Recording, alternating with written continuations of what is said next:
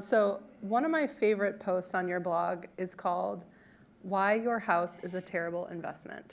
And I know you got a lot of feedback from your readers about Yeah, this. feedback's one way to say it. Yeah. So why do you think this post is so controversial? Why do your readers get so excited about this post?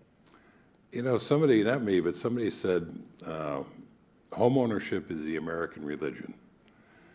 And you could go to Daily Plaza in downtown Chicago, and you could set up your little soapbox, and you could climb up on it and pick any major religious leader and begin to vilify that individual, Jesus Christ, Muhammad, Buddha, whoever, just vilify them in the most horrific terms possible, and people would just turn around and walk away. I mean, they'd ignore you.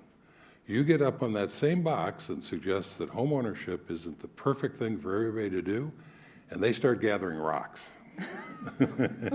So I think it's polarizing, and the people who love their homes and love the idea of owning a home, that gets that response. And then there's another segment of people who don't like owning homes and see value in renting, and they muster to the cause. And that's what makes that post, to my surprise, because I kind of did it tongue-in-cheek.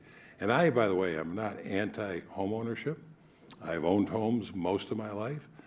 I am anti-believing the propaganda that it is always or even commonly a good financial decision. It can be a great lifestyle decision, and that's why I bought the houses I bought over the years. But I never once bought them thinking I was doing something that was financially astute. Because unless you happen to get lucky with a rising market, and that does happen, it's generally not the best thing you can do with your money if financial independence is your goal. And so for the person who's at the point where they're considering buying their first home or condo, what considerations would you advise them to make before they do that? Well, I think the first thing along the lines with what I just said was to understand that you are not making an investment. You're making a lifestyle decision. In my manifesto on my blog, one of the things that I say is something to the effect of all of our decisions don't have to be driven by financial considerations, but you should always understand the financial dynamic of what you're choosing to do.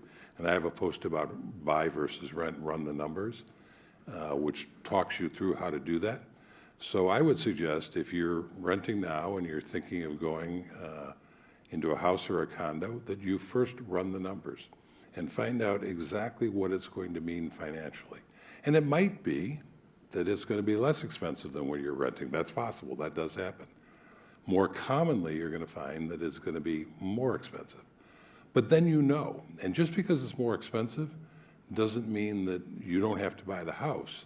It just means that you understand what you're paying for the lifestyle decision that you're making. Got it. And that was one of the first conversations we had at the Chautauqua. I wanted to tell you a story about how I frequently get asked, like, Rach, are you going to buy a place in Chicago? And I say, well, I read J.L. Collins' book, and I'm cool with renting for now. And I told you a story about how my refrigerator broke right before I came to Ecuador, and just called my landlord and said, need a new fridge. See you later. I'm going to go out of town. So other than this